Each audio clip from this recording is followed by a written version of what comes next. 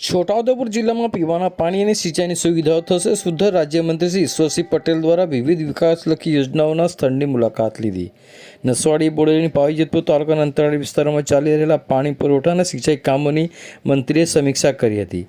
રાજવાસણા ખાતે હેરણ નદી પર ₹83 કરોડના ખર્ચે બની રહેલા રાજ્યના મહત્વપૂર્ણ રબર ડેમની મુલાકાત લીધી હતી। જળસંપત્તિ અને પાણી પુરવઠા રાજ્યમંત્રી શ્રી ઈશ્વરસિંહ પટેલે આજે છોટાઉદેપુર જિલ્લાની મુલાકાત લઈ સિંચાઈ અને પાણી પુરવઠા વિભાગ હેઠળ કાર્યરત વિવિધ યોજનાઓની પ્રગતિ સર્વગ્રાહી સમીક્ષા કરી હતી। મંત્રીશ્રીએ અધિકારી સાથે તમામ કામો ગુણવત્તાયુક્ત નિર્ધારિત સમય મુજબ પૂર્ણ કરવા સૂચના આપી હતી।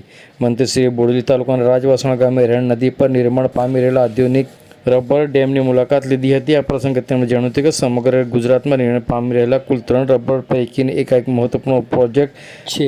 ₹83 કરોડના ખર્ચે તૈયાર થઈ રહેલા આ 180 મીટર લાંબા ડેમની પાણી સંગ્રહ ક્ષમતા 3.5 MCM છે। આ યોજના સાકાર થતાં બોડેલી અને સંખેડા તાલુકાના 25 ગામોના 3420 હેક્ટર વિસ્તારમાં સિંચાઈની સુવિધા પ્રાપ્ત થશે। આ ઉપરાંત સુખી જમણા કાંઠાના મુખ્ય નહેરની જાબુગામ ડિસ્ટ્રીબ્યુશન પર 46.53 કરોડના ખર્ચે થઈ રહેલા રિનોવેશન કામની પણ તેમણે સમીક્ષા કરી હતી। 16 કિલોમીટર લાંબી આ નહેર કામગીરી પૂર્ણ થતાં 32 ગામોના અંદાજે 1924 ખેડૂતોને સીધો લાભ મળશે। નસવાડી તાલુકાના પહાડી વિસ્તારમાં પીવાના પાણીની પહોંચાડવા માટે અમલી કુપ્પા જૂથ પાણી પુરવઠા યોજનાની મુલાકાત લેતા મંત્રીએ ગૌરવ વ્યક્ત કર્યું હતું। ₹91.9 કરોડ આ યોજના હેઠળ નદીમાંથી 335 મીટર ઊંચાઈએ પાણી લિફ્ટ કરી 73 ગામો સુધી પહોંચવાનું ભગીરથ કાર્ય થઈ રહ્યું છે। તેવી જ રીતે ₹66.85 કરોડના ખર્ચે થઈ રહેલી હાથી પગલા ઉમરવા યોજના દ્વારા પાવીજેતપુર, બોડેલી અને છોટાઉદેપુર તાલુકાના 52 ગામોને પાણીની સુવિધા ઉપલબ્ધ કરાવાઈ છે। મુલાકાત દરમિયાન મંત્રી વડાપ્રધાન શ્રી નરેન્દ્ર મોદી એ ગુજરાતના મુખ્યમંત્રી તરીકે કાર્યરત દરમિયાન ઉદ્વહન સિંચાઈ યોજના દ્વારા ડુંગરાળ વિસ્તારોમાં પાણી પહોંચાડવાનું જે સપનું જોયું હતું તેને મુખ્યમંત્રી ભૂપેન્દ્ર પટેલના નેતૃત્વમાં રાજ્ય સરકાર સાકાર કરી છે। સરકાર છેવાડાના માનવીને પીવાનું શુદ્ધ પાણી અને ખેડૂતોને સિંચાઈનું પાણી આપવા માટે કટિબદ્ધ છે। આ મુલાકાત દરમિયાન ધારાસભ્ય શ્રી તડવી, રાજેન્દ્રસિંહ રાઠવા સહિત સિંચાઈ અને પાણી પુરવઠા વિભાગના ઉચ્ચ અધિકારીઓ અને કર્મચારીઓ ઉપસ્થિત રહ્યા હતા। આવો સાંભળીએ આ અંગે રાજ્યના મંત્રી શ્રી ઈશ્વરભાઈ પટેલ શું કહી રહ્યા છે, સાંભળો તેઓના મુખે। આજરોજ છોટાઉદેપુર જિલ્લા ખાતે પાણી પુરવઠા અને સિંચાઈ વિભાગના અનેકવિધ યોજનાઓ ચાલી છે અને વિજેતા અહીંયા આવ્યા હતા। આ વિસ્તારના ધારાસભ્ય રાજેન્દ્રભાઈ રાઠવા અને એમની ટીમ સાથે વિવિધ લાઇનીના કામો, પાણી પુરવઠાની યોજનાઓ, કેનાલની લાઇનીના કામો આ જોવા માટે આવ્યા હતા। એમાં રાજવાસણા ગામે હેરણ નદી ઉપર રબર ડેમની કામગીરી ચાલી રહી છે। જે ગુજરાતની અંદર આવા રબર ડેમ 3 છે એ પૈકીનો આ હેરણ ડેમની ઉપર પણ આ બનાવવામાં અત્યારે હાલમાં કામગીરી ચાલી રહી છે। એની જે લંબાઈ છે રબર ડેમની એ 180 મીટર એની લંબાઈ છે। સાથે સાથે 3.5 મીટર ફ્રેસ્ટ લેવલ છે અને પાણી સંગ્રહ શક્તિ 3.5 MCM પાણીનો સંગ્રહ થવાનો છે। જે કુલ કમાન્ડ વિસ્તાર છે 3420 હેક્ટર જેટલા વિસ્તારમાં આ ડેમ બનેથી સિંચાઈ માટે પાણી એમને મળવાનું છે। અને એમાં લાભિત ગામો જે 25 ગામો છે એ પૈકીના 10 ગામ બોડેલીના છે અને 15 ગામ સંખેડા તાલુકાના છે। અને સાથે સાથે આજે એની પ્રોજેક્ટ કોસ્ટ છે એ 82.57 એટલે કે 83 કરોડ રૂપિયાના ખર્ચે આ ડેમની કામગીરી ચાલી રહી છે અને 30 મહિનાની અંદર આની કામગીરી પૂર્ણ થયેથી લોકોને આ વિસ્તારમાં સિંચાઈ માટેનું પાણી પણ મળવાનું છે। એની સાથે સાથે સુખી જમણા કાંઠા મુખ્ય નહેરની જબુગામ જે ડિસ્ટ્રીબ્યુટરી છે એને પણ લાઇનીનું કામ ચાલુ વર્ષે ચાલી રહ્યું છે।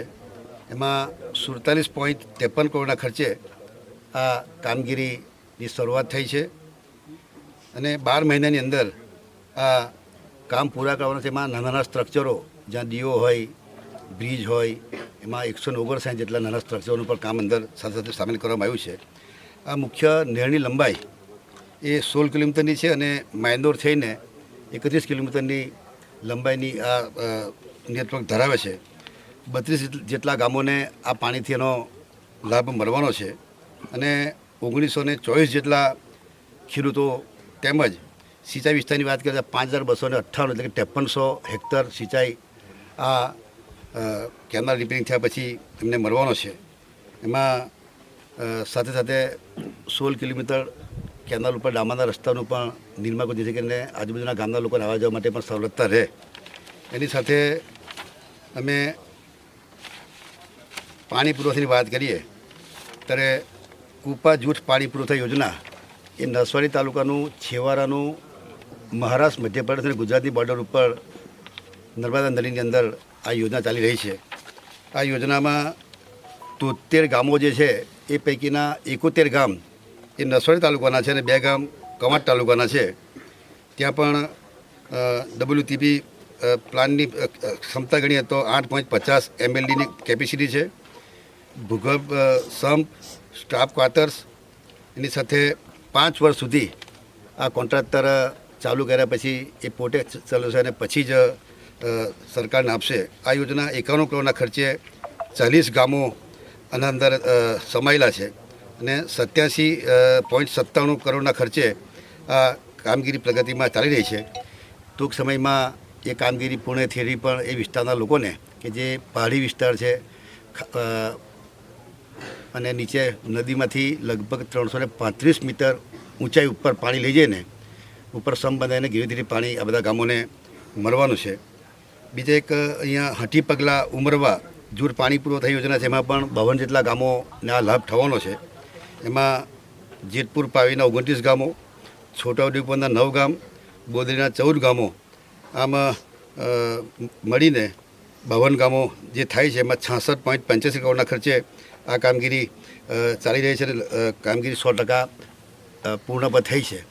જે પ્રકારે છેવાડાના માનવીની ચિંતા કરીને આપણા યશસ્વી વડાપ્રધાન આદરણીય નરેન્દ્ર મોદી સાહેબે ગુજરાતના મુખ્યમંત્રી હતા ત્યારથી જે રીતે ઉડવર સિંચાઈ યોજના અમલમાં લાવીને જે વિસ્તારમાં ડેમથી ઉપરવાસનો વિસ્તાર હતો, જે ડુંગરાળ વિસ્તાર હતો, એવા લોકોને હાઈટ ઉપર પાણી પમ્પિંગ કરીને પહોંચાડીને ઉપરથી ડ્રીપ સિસ્ટમ કરીને તમામ ખેડૂતો પોતે પોતાની રીતે પોતાનું સિંચાઈ કરી શકે એ પ્રકારનું કામગીરી કર્યા હતા. એમના જ પગલે આ રાજ્યના મુખ્યમંત્રી શ્રી ભૂપેન્દ્રભાઈ પટેલ પણ આવા વિસ્તારોની અંદર જલ્દીમાં જલ્દી કામ પતે, લોકોને જલ્દીનો લાભ મળે એ પ્રકારની જ્યારે કામ કરી રહ્યા ત્યારે હું આ વિસ્તારમાં વિઝિટ કરીને વહેલામાં વહેલા તકે જલ્દી કામ પૂરા થાય અને છેવાડાના લોકોને એનો લાભ મળે એ પ્રકારની કામગીરી